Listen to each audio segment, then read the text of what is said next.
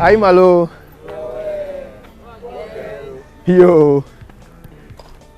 The people of Amedzofe are predominantly vegetable farmers who you will find on a cool afternoon like this sitting under the big tree in the center of town. They used to be actually very big yam producers as well. These days, not so much. They're more into the vegetables and so forth. But that is not the beauty of this place. There is a rich history we're about to explore and discover that includes stories of giants, poisoning, a people living at the highest inhabitable point in Ghana, in the center of the Volta region, who are not Evers, don't speak a word of Ever, but have a rich history and culture that I cannot wait to discover. One of the great things about this community is that they take charge of the tourism industry themselves. So they have their own ecotourism center that is run by the community. There's a board of trustees. Every member of it comes from Amedzofe, and they make sure that all the money that they make from this magical site all gets fed back into the community's economy. It's amazing. I can't wait to discover all the details. So why don't you come with me? Yeah. So Robert, your people didn't originate from here. They came from somewhere. Tell me about that. Good. We are called the people of Amedzofe. Our original name that we migrated with is Akpajari. What does that mean? Akpajari is like a warlike nature people. People that will not tolerate nonsense. And it came out of the aggressiveness of our forefathers to make sure that they conquer and get a place to settle. We migrated in Ghana here from Ahanta in the western region. All the way from the west? Yes. So our forefathers were moving with a black stool. And moving with a black stool is very difficult for you to settle on a land that has already been owned by people.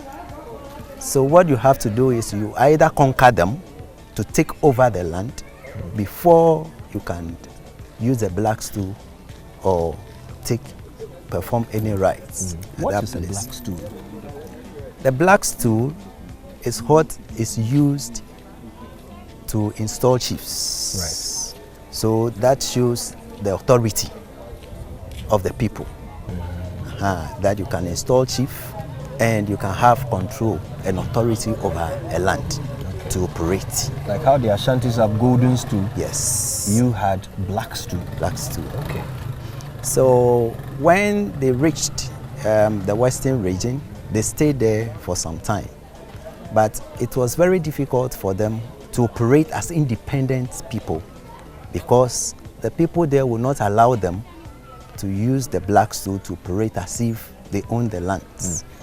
So they have some challenges and they have to fight, and later they decided, no, this place has already been conquered by people, so we have to find a place. So they migrated to even the greater Accra region, where they stay around the Adan areas. So they also settled there, looking for a place to officially settle. But those people could not also permit them. So the journey must continue. So they crossed the river Volta, and then they came to the Volta site, where they came around whole areas, where the Mache area, and then the Dodome Mountains. So they settled there, and that place too, they officially wanted to take over the land Because any place they reach, people have already occupied the space. So they were not allowing them to stay with them and also to exert their authority on the land. So they have to fight with the people of Mache, and some issues crop up abruptly. They also have to leave that place. Wow. Then they came to the direction of our present location. Amedzofe is basically the community that led the people of Avatime. So our chief was called Avati. So when you hear Avatime, it's Avatist people. So he led the people to the present place. They initially settled at Biakpa. We call that place Ohulosu. That was the place they settled. But by the time they reached here, there were people here we call Baya. They were the giants. Baya. Baya. And they were what? They were giants. Giants. Very giants. Wow. Like, explain, like very tall guys? Very tall, thick, tall people who were warlike. And just like your people? Yes. And they have to coexist with them. But because they were having the blacks too, it was difficult for them to perform certain rites because the people could not allow them. So they started fighting them. The giants? Yes. So our people started fighting them to make sure that they eliminate them and take over the land. It was not very easy. They have to take all measures and all tricks to make sure that they eliminate them. So at the end, they fought with them. They reduced their numbers. So the people of Avatime decided that no, these people, because we cannot eliminate them totally, we need to share them among the various communities that we have in Avatime, so they can go and settle with them. So they shared them among the communities. So if you go to almost every community of Avatime now, they have those families they call Baya. And are they still very big and tall? Yes, some of their people are still very thick and tall. So they were the people who were originally occupying the place before our people came. So how did you manage to reduce their numbers? I mean, these are giants. Yes, what did you do? Yes, they use all tactics. You know, some of them were smoking. So instead of using tobacco for the smoking, our people supply them with gunpowder. So when you take your pipe, those times not cigarette but pipe, they have long tubes that they put the leaves in it, set fire and smoke through. Instead of those things, they put the gunpowder in it. So when they give it to you and they set fire to it, it will just blast. And then it will kill the people. So some of them too, in the pipe, they will hide and then put needles in the pipe. So when you want to smoke and they put the gunpowder, once it blasts, the pipe, the needle will just run into your throat. Fire into your... Yes. So they were doing all that. At the end, they reduced their numbers but could not eliminate them. When they shared them among the communities, they came to the people of Amedzofe. So the Amedzofe people decided that no, these people, they cannot operate effectively if they still maintain their presence in the community. So though other communities in Avatime have adopted to stay with them, the Amedzofe people thought of otherwise. So what have they done? They fought with them several times. So at a point, they pretended as if they have surrendered and called for peace, smoking. So they want to make peace. In the process of making peace, traditionally, you need to exchange drinks. So in the exchange of drinks, as tradition demands, whenever you are offering drinks to somebody, you need to taste it first before you give it. There is a poisonous tree that we have. In our local dialect, we call it ocha. It's a poisonous tree. So it has some seeds. So they went and ground those trees, mixed it with a drink. So when the people came, they presented their drink. When our people also presented theirs. But they had to take a very hard decision of who would take the drink on behalf of our people. Because the person will die. Yes, there's poison in the they thing. know that any time you take it, you have to die. So one of our elders in our community, we have a clan called Dopome. They are the Mankrados. They are the founders of the community. They arrived here first.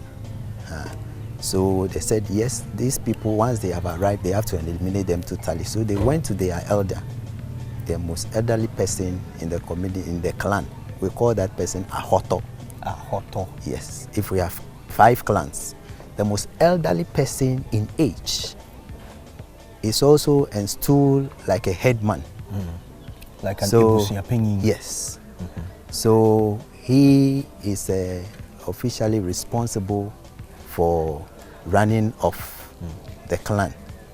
So that elder sacrificed himself. Yes, he's seen a lot. If for the peace of my people, I have to go at my age, I think it's worth dying. So what did he do? He drank the thing? Yes. So the people sat, they were celebrating and jubilating all around, and they carried him from the room. They sat and then they brought the drink. They fetched the drink into a calabash and offered him the drink.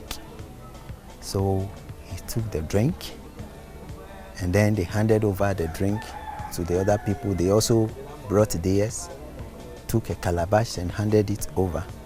So he sat some few minutes, and the excuse was that yes, he was aged, and because he took the drink, he's not feeling very well, so at least he has to be sent back into the room. So they took him back into the room, and the giants took the drink to their place, drank in celebration. Within some few minutes, disaster. So they all died. They all died, and especially the men were all eliminated. There were no people to fight again. And then our people say, yes, this is a sign that we have conquered, and we need to take over possession of the land. And before you take over possession of the land, you need to perform certain rites. Wait. So at this point, they've eliminated their enemy. Yes. And they've lost one of their own in the process. Yes. Just to secure the land. Land that they've been traveling, never been able to get land of their own. Finally, they had land of their own. Yes. And it cost them one of their own elders. That's it. Who drank the poison. Yes. Robert, your people are dead. So yeah, tell me about these rights. Just to make sure that the people are at peace and make sure that they have a place to stay. And because they were having the black stool, they need to do everything to make sure that they secure the land for them to operate as independent people. So they gone all out to make sure that they use all avenues to secure the land. So that was what they did. Now, when you come to our town here, let me just show you some of the historical relics that established the community. Okay. So there is one here. Right. There is another there. Wait. So while we were sitting here, all this behind us is what? Part of the... Yes, this is the community. Relics. Yes. This is a community area where the community gathers. So when they summon the community, this is where the elders will sit to address the community. Okay. If there is any issue that they have to settle, this is the place they sit Right. to settle the issue. But you were talking about some historical relics that they had to do to establish the place as their own. Yes. Okay, where are they? So one is here, there is other one at the other side. So they were just behind us. Yes. I see. Let's go and check them out.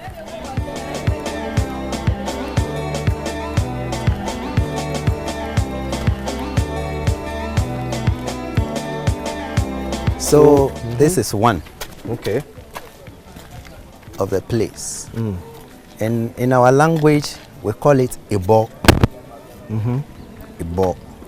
That is, you need to plant a medicine to take possession of a land.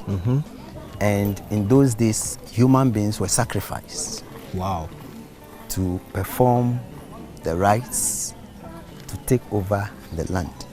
So annually, we perform certain rites here to make sure that those shrines still help to keep the place out of danger, sickness, and threats. So the human beings were sacrificed here. Yes, in those days, sacrificing human being was no news at all. Today, we don't use human beings anymore, but we use other animals in place of human beings. During your annual festivities. Yes. Okay, so this is Ebo. Ebo. Ebo. Ebo. So Ebo number 1 and Ebo number 2. Yes. So the black stool that they were holding also was accompanied with certain things. So when we get to the other place, they also need to establish their authority as chiefs of Avatime. Right. And as chiefs of Amedzofe.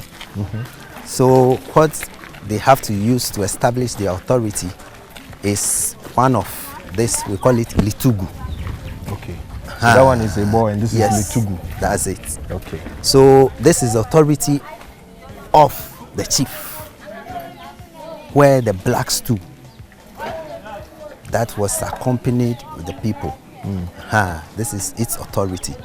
So this one operates under this because you need to secure the land before you can operate this. Before you can establish the authority of the stool. So both of them come together to make sure that they run the community effectively. This is a fascinating story. Look, your people are wild guys. I won't lie. I mean, what a legend, you know? And so after that, this became the established home. Yes. And if you go to any Avatime community, it's only Amedzofe that you can see these things. It's the oldest community of chieftaincy authority in Avatime. Wonderful. You don't get these things in any of our Avatime communities. And in those days, they call it, the area here is called the Pletieme. Inside the plate, when any issue cropped up in Avatime and they want to settle it, all the elders in Avatime will travel and come and sit in this area because this is where the authority of the people emanates. So when they want to settle your case, whether it is good or bad, all the elders in Avatime will come and assemble here and then settle your issue. If it is a just issue, then you are freed. If it is not a just issue, then they direct you to another community in Avatime, a village of no return. Once you reach there, it means for you, they are done with you. Where is that? What village is that? At Jogbefeme. In our language, we call it Tongwe. What does that mean? Tongwe, where you show off. But today, you want to know it, they call it Jogbefeme. So when you reach Pane, there is another village. And that village, when you go there, you don't return? Yes, a village of no return. There is a junction on the way going to the village. Before you leave here, when they settle the issue, they put 2 calabashes, one with salt and one with pepper. When they settle your issue, they ask you to carry any one of those calabashes spiritually, you wouldn't know what is in the calabash. But when your issue is right, you go and pick the right one. If your issue is wrong, you go and pick the wrong one. So you carry it to that village. Before, when you leave Bana, you are going to the village. Then you meet the elders on the way at the point where they ask you to bring the calabash. If they take the calabash and there is salt in it, then it means you are safe. They put powder and the white clay on you, and then they ask you to go back to your community. But when you carry the calabash and there is pepper in it, then it means for you, you don't have to return back to the community. So they are not just petty issues that they come to settle here. Serious hefty ones. Hefty ones. Where salt and pepper is how your destiny will be decided. Yes. Wow. So that is how it operates. I see. Yeah. Huh. Then some of these people who have been disturbing me with court cases, I should bring them here. You pepper them for me. Because our people were warlike, they always want to settle at places which is convenient to them to fight their wars. And I could remember very well in the 18th century, there was a fight on the 17th century, Ashanti War. Oh yes. The Ebe Ashanti War. Yeah. Where the Ashantis pursued the Ebes to take over their authority. The people had to fight to the peak of the mountain. Okay. Here. This mountain that we are on. This mountain up there, Mountain Gemi. Gemi. Okay. Up there. So when they were on the mountain, the Ashantis were in the valley. So that was where they rolled their stones on the mountain. There were some stones on top of the mountain. On the top of the mountain. They rolled them in the valley where the Ashantis were and where their chief and the people were conquered. That is why in our history as Aries, the Ashantis never conquered. And where they had to settle their score was at the peak of our mountain, the second highest mountain in Ghana. Call it Mountain Gemi. Right. So the location is strategic. Strategic is in such that they were hiding from the enemies, and they were also hiding for enemies who will come, and so that they can fight their wars very well and effectively. Wow. Yes. So when we come to settle here, in those days, we were not thinking about tourism. We were only looking for a place to hide. But today, it has turned into a gold mine. Yeah. So when people are crying of Galamsey in the western region because of gold, our gold is by nature. That is our location, where we have the mountains, where we have the valleys, where we have the vegetation, where we have the waterfalls. And this has also attracted a lot of foreigners, especially the Germans. You know, we were not colonized by Gold Coast. We were not under Gold Coast. Yes. We were part of Volta, Togoland. So after the plebiscites, before the independence, we were included into this Ghana we call today. Yeah. So the Germans colonized us. So those Germans who colonized us, and even when they left, then the British came after the Second World War. Yeah. So the British came, and when they came, they established schools through the church. Yeah. We have the church, EP Church, which is a Presbyterians. Bremen missionary. So they have brought education to our place in the 1870s. Yes, we have reached the fetish area. Okay. We are talking about. Okay. Where is that? That is the Here. place. Yes. Okay, this little hut over here. Yes. Okay, so what happens here? Yes. I was when our forefathers were moving to this place, they were accompanied by shrine.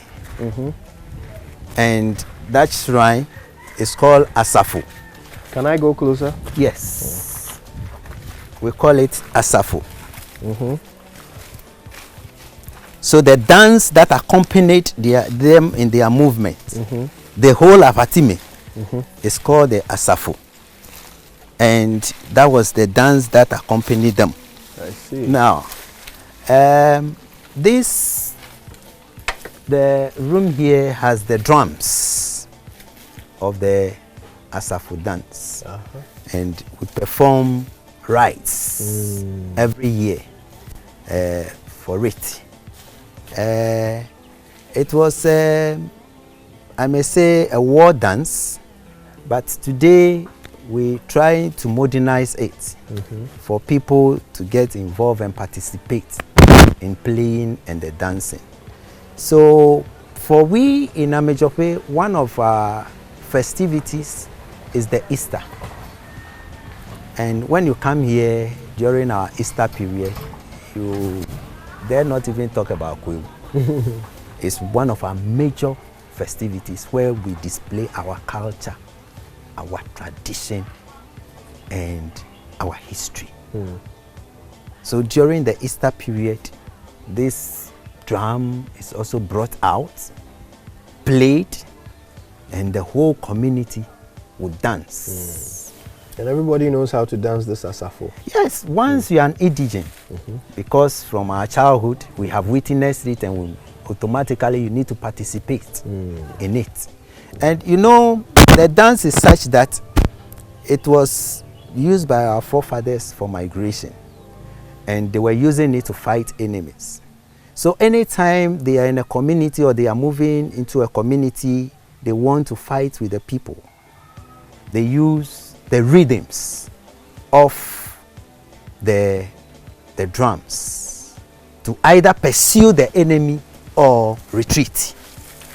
When Depending on what they are playing. Yes. So when they see that they are fighting and the fight is becoming tough and they have to save their people, there is no way you could shout for people to hear what is happening. Then they play the drum. The rhythm of the drum at a point will tell you to retreat.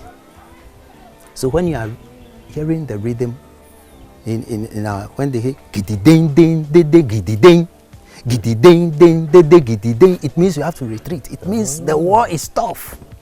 So those who are behind, please retreat. Don't come in.